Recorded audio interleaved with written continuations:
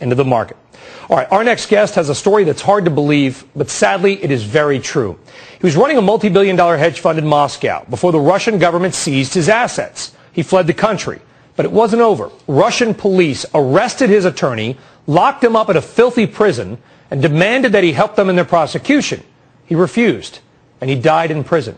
Since then, Chicago-born Bill Browder has been an outspoken critic of corruption in Russia. He now lives in London with a fraction of the assets that he had under management before. Bill, it's good to see you again. Thanks for having me. All right, so you are here from London to go to D.C. because you say, I mean, we have guests on who recommend Russia all the time. You're here to tell people it is a dangerous and corrupt place.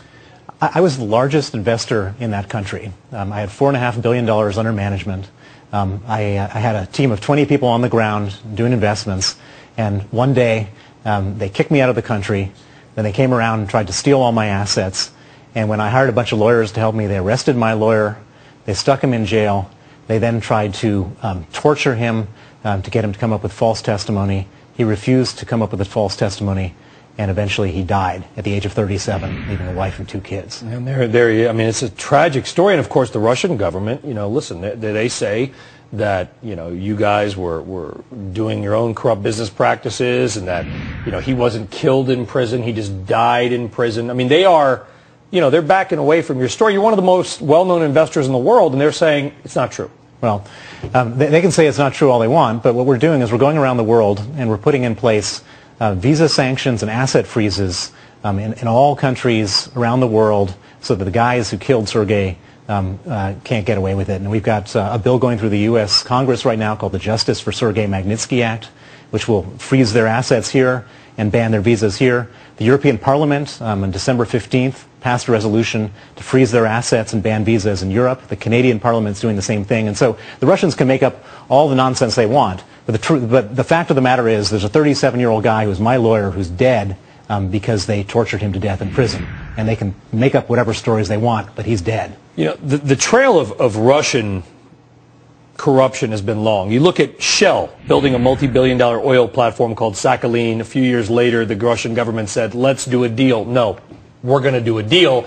Basically bought them out for about what Shell put in. In other words, they strong-armed them, right? Mikhail Khodorkovsky, the former CEO of Yukos, still in jail, just convicted for a second time. Yep. Your story. But yet, Pepsi just paying a few billion for a Russian supermarket chain.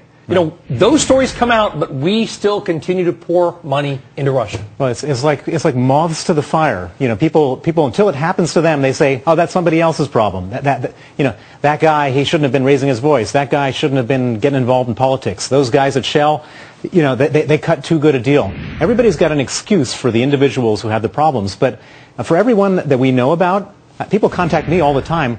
There's 10 or 15 that we don't know about. It is a criminal government business climate in Russia, and there's not a single person that can go there and be unscathed. And they either break the rules of Russia, which is to act honestly, then they have the problems like I had, or they can break the rules of the United States and give bribes and acquiesce to extortion and so on and so forth. There is no way that you can do business in Russia in a normal Western way. Tell us what it's like. Just give us an example of what it would be like to do. If I'm an American business executive and my company transfers me to Moscow and I'm trying to build up whatever I do, consumer products, so how do I run that business? So you'll be sitting in your office one day and some guys from the tax inspectorate will come around and they'll say, you know what?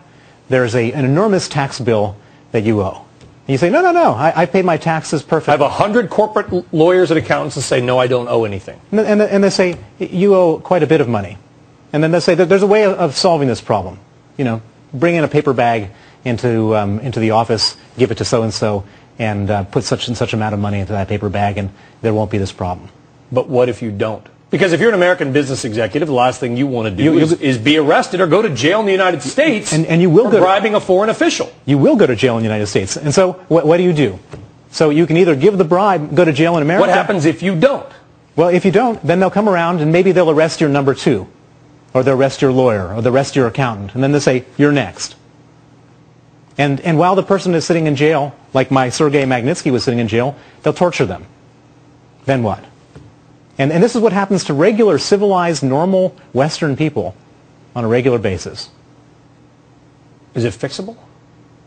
It's fixable if the... You got, like I said, Pepsi paying a few million for a Russian consumer chain. They see the people. We buy their oil. We see them as a growing consumer market, right? But there's a lot of corporate interest, American money, going to Russia. There was corporate interest going into Russia, during the Stalin era. I mean, there's people that will do anything for money. But some things are just not worth it, and it's particularly not worth it when it's not just a risk of, you're not just risking your money in Russia. You're risking your life, or the life of the people who work for you. And you were born in Chicago. You lived in Russia for years. You now live in London. I mean, if you were to set foot in Russia again, you would be immediately arrested. I'd be immediately arrested. They'd put me in the same conditions as Sergei Magnitsky, and they'd torture me, and I'd probably end up dying. So your message to potential investors is it's absolutely insane to invest in Russia. You should not go there. Bill Browder, I wish we had more time. It's a sad story. It's a powerful story. Good luck in D.C. Listen, you're up against a lot of corporate interests. Indeed. And a few billion, hundreds of billions of American dollars going to Russia. Indeed. Good luck, Bill. Thank you very much.